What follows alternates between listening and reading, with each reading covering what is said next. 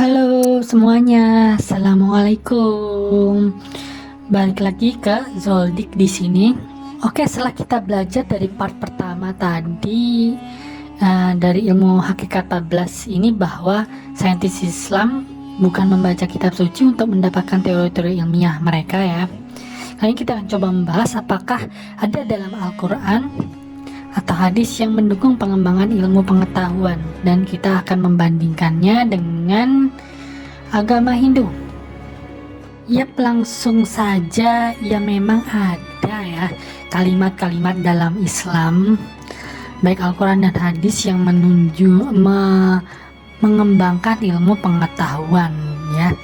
Ilmu dalam diri orang kafir adalah perbendaharaan Islam yang hilang, itu suatu hadis ya.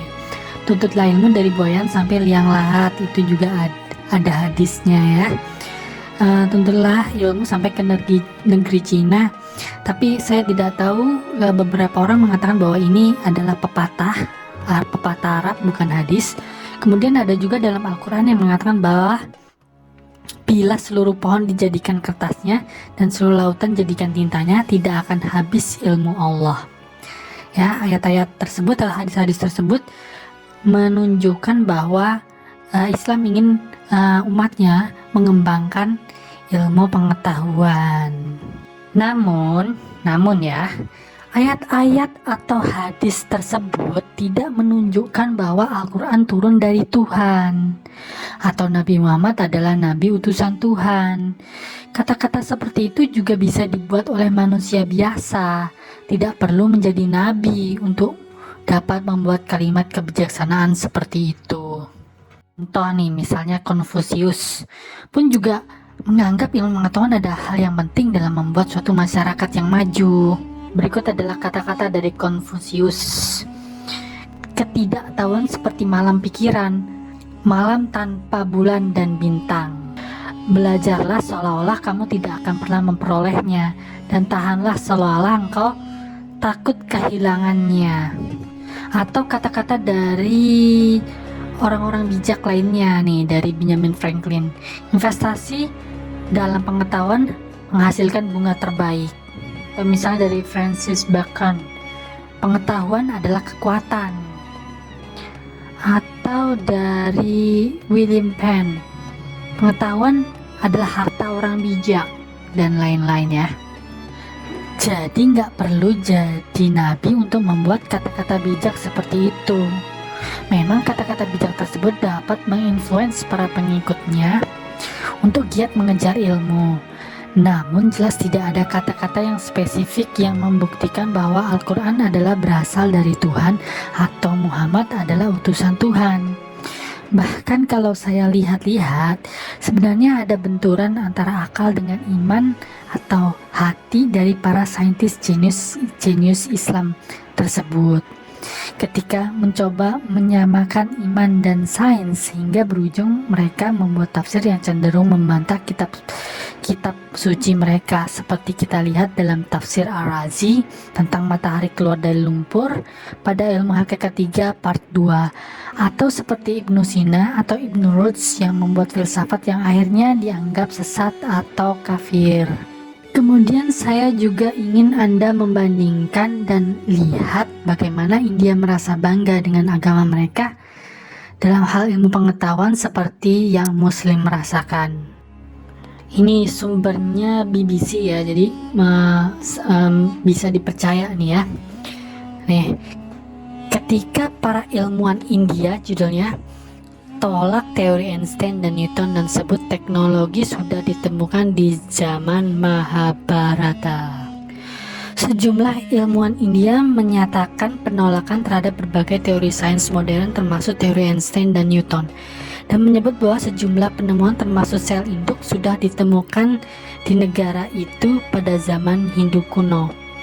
Sejumlah ilmuwan lain mengecam klaim-klaim yang disampaikan sejumlah akademisi di ajang tahunan Kongres Sains India itu, dan menyebutnya sebagai irasional. Kongres Sains India ke-106 yang dibuka oleh Perdana Menteri Narendra Modi berlangsung pekan lalu selama 5 hari. Ini acara gede loh ya. Dalam acara itu, seorang rektor sebuah universitas di India Selatan mengutip teks Hindu kuno sebagai bukti bahwa penelitian sel induk sudah ditemukan di India ribuan tahun yang lalu. Wow. Sounds familiar ya, sama kayak agama Nganu. Ilmuwan lain dari sebuah universitas di selatan negara bagian Tamil Nadu mengatakan kepada peserta konferensi bahwa teori Isaac Newton dan Albert Einstein salah. Ia mengatakan gelombang gravitasi harus diubah namanya menjadi gelombang Narendra Modi. Sound familiar lagi ya? Di Islam juga saya pernah mendengar bahwa Quraisy mengatakan bahwa Krofil tidak tepat namanya, harusnya diubah sesuai yang dikatakan dalam Al-Quran. Bahkan banyak muslim juga mengatakan bahwa teori evolusi salah. Tapi untungnya ada yang nolak nih ya. Asosiasi Kongres Ilmiah India menyatakan keprihatinan serius terhadap berbagai pernyataan yang dikemukakan di acara tersebut. Kami tidak sepakat pada pandangan mereka dan kami tidak ada sangkut pautnya dengan pernyataan mereka.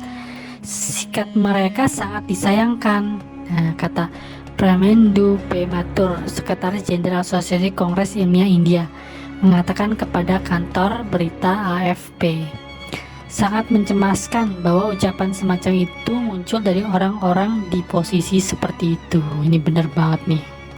Nah, kritikan lainnya adalah juga seperti yang dikatakan oleh ekonom Kaushik Basu.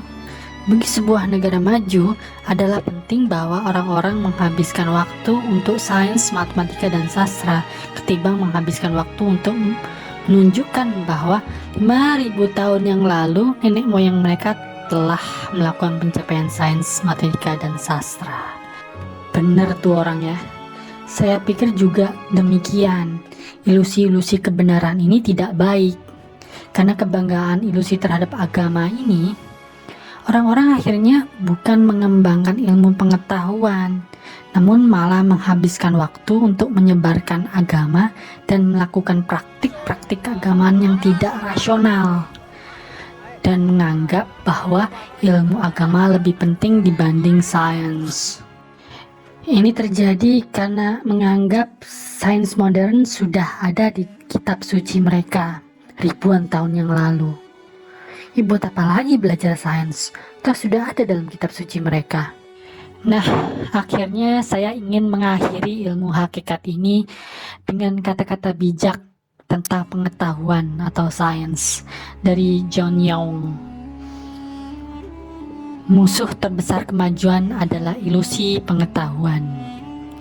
Dan ya, seperti yang kita bahas tadi, agama memberi ilusi tersebut. So, tetaplah pada channel ini, karena kebenaran itu tidak datang pada orang-orang yang berintelektual. Namun justru, kadang kebenaran itu datang pada orang-orang yang berani.